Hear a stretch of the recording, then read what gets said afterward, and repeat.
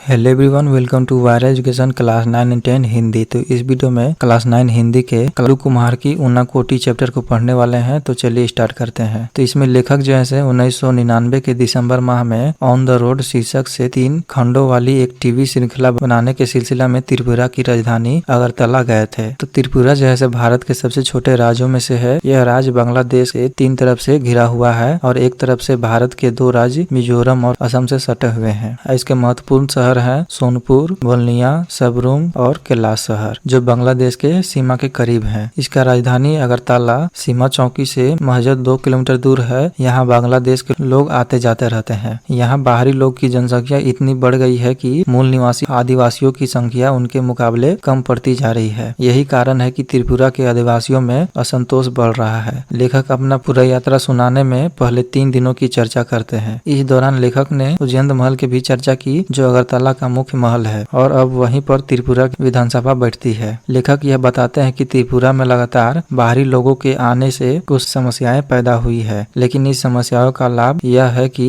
राज्य बहुधार्मिक समाज का उदाहरण बन गया है। त्रिपुरा में 19 अनुसूचित जनजाति और विश्व के 4 बड़े धर्म का प्रतिनिधि मौजूद है। उसके बाद लेखक अगरतला के बाद टिलियामुरा का वर्णन करते हैं। यह एक कस्बा है जो एक विशाल गाँव की है। यही लेखक की मुलाकात त्रिपुरा के प्रसिद्ध लोक गायक हेमंत कुमार जमातिया से होती है, जिन्हें 1996 में संगीत नाटक अकादमी पुरस्कार मिल चुका है। हेमंत कोकोबारो बोली में गाते हैं। कोकोबारो त्रिपुरा की कबीलाई बोलियों में से एक है। वही टिलियामुरा शहर के वार्ड नंबर 3 में लेखक की मुलाकात एक और गायक मंजू ऋषिदास से हुई। ऋषिदास त्रिपुरा में मोची यानी जूते बनाने वाले के समुदाय से है। इस समुदाय के लोग जूते बनाने के अतिरिक्त तबला और ढोल का निर्माण भी करते हैं। मंजू ऋषिदास बहुत ही सुंदर महिला थी और रेडियो कलाकार होने के साथ साथ नगर पंचायत में अपने वार्ड का प्रतिनिधित्व भी करती थी। उन्होंने लेखक के लिए 2 गीत भी गाए। उसके बाद लेखक ने त्रिपुरा के प्राकृतिक दृश्यों की छटा का वर्णन करते हुए कहा कि त्रिपुरा की प्रमुख नदियों में से एक मनु नदी के किनारे स्थित मनु एक छोटा कस्बा है। जिस वक्त हम मनु नदी के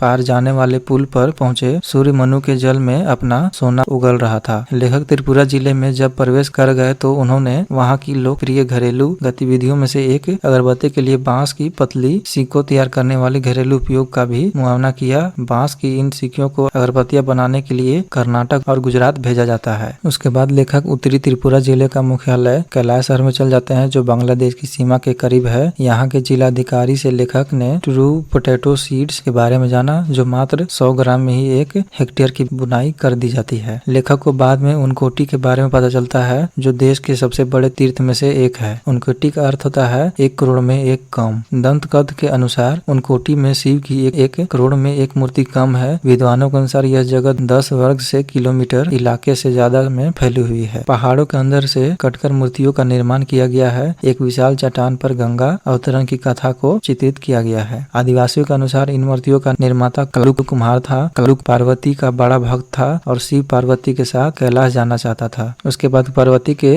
जोर देने पर शिव कल्लू को ले जाने के लिए तैयार हो गए, परंतु उन्होंने शर्त रखी कि एक रात्र में कल्लू कुमार को शिव की 1 करोड़ मूर्तियां बनानी होगी। कल्लू कुमार रात भर काम करते रहा, परंतु सुबह में उसकी मूर्ति की संख्या 1 करोड़ में से 1 कम निकली। इसी बात का बहाना बनाते हुए शिव भगवान ने कल्लू कुमार से अपना पीछा छुड़वा लिया और कैलाश चले गए। और इसी जगह पर लेखक को शूटिंग करते हुए 4 बज गए। ऊनकोटी में अंधेरा छा गया और बादल गरज गरज कर बरसने लगे। आज का गर्जन ने लेखक को 3 साल पहले वाले ऊनाकोटी के गरजने का याद दिला दिया। तो यही था कल्लू कुमार की ऊनाकोटी। तो इसी तरह से आप लोग को एनिमेटेड वीडियो के माध्यम से सारे चैप्टर और सारे सब्जेक्ट को पढ़ाया जा रहा है, इसलिए चैनल को सब्सक्राइब करें और अपने दोस्तों के साथ भी शेयर करें। तो वीडियो को देखने के लिए बहुत बहुत धन्यवाद। Thank you.